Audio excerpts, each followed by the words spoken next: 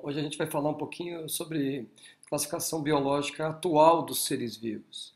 O número de espécies que se conhece hoje é muito grande, então daí vem essa necessidade de organizar essas informações.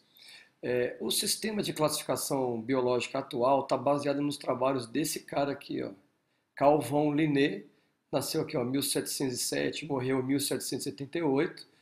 Linneu, como é conhecido, ele é o pai da taxonomia moderna. Ele, em 1735, ele publicou um livro, né, O Sistema Natural, onde nesse livro ele delineou uma classificação hierárquica dos seres vivos, separando, dividindo a natureza em reino animal, reino vegetal e reino mineral, e criando algumas coisas que são utilizadas até hoje na taxonomia, né? Então vamos conhecer um pouquinho do trabalho dele, tá? Vamos ver aqui, ó. Vamos resgatar um conceito aprendido em ecologia, em outros momentos, que é o conceito biológico de espécie. Então, o que é uma espécie? Então, aqui essa bolinha representa uma espécie que eu estou chamando de A. Essa espécie, se é uma espécie, então quer dizer que é uma população, é um grande número de indivíduos, e entre eles existe a possibilidade de fazer cruzamento produzindo descendentes férteis. Esse é o quesito para fazer parte de uma mesma espécie. Então, quando uma população está isolada reprodutivamente da outra, então quer dizer que não é da mesma espécie, não é capaz de fazer esse cruzamento.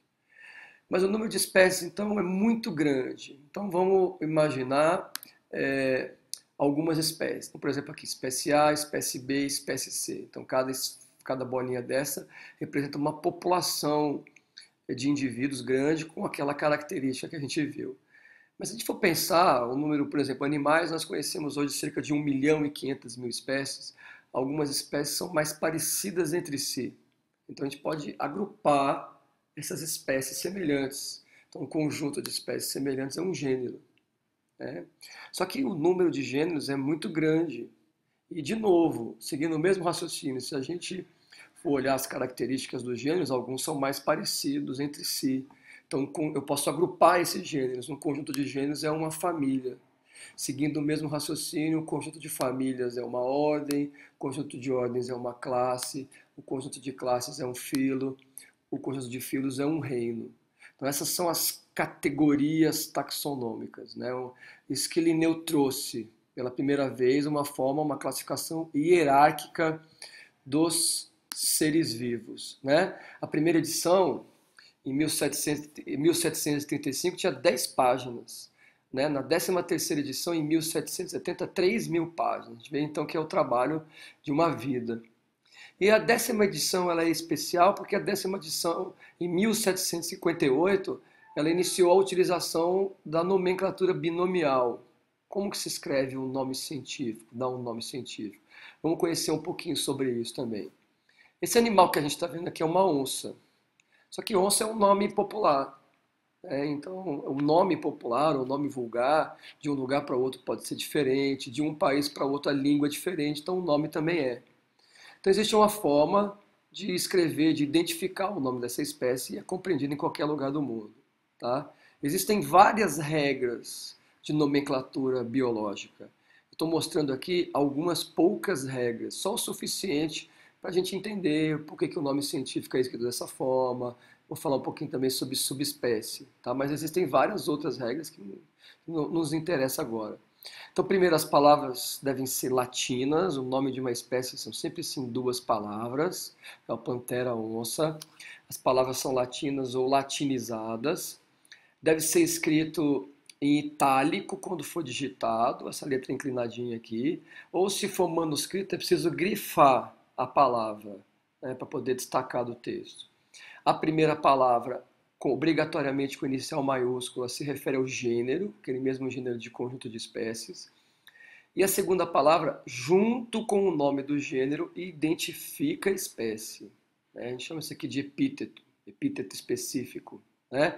Então, o nome do gênero, Panthera. O nome da espécie, Panthera onça. O nome vulgar, eu conheço por onça. Né?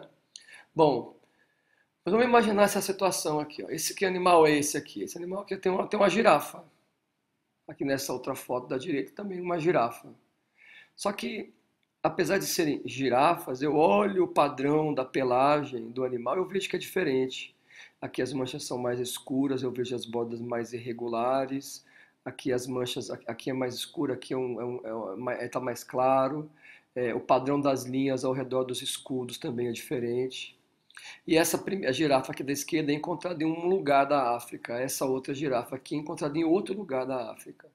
As populações dessas duas girafas estão isoladas geograficamente, tá? Mas se eu colocar essas populações juntas, entre elas não existe nenhum mecanismo de isolamento reprodutivo.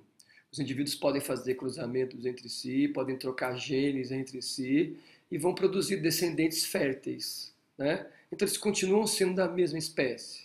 Então, se me perguntar qual é a espécie desse animal, eu vou usar o gênero e o epíteto. Girafa camelopardalis. E desse aqui, girafa camelopardalis.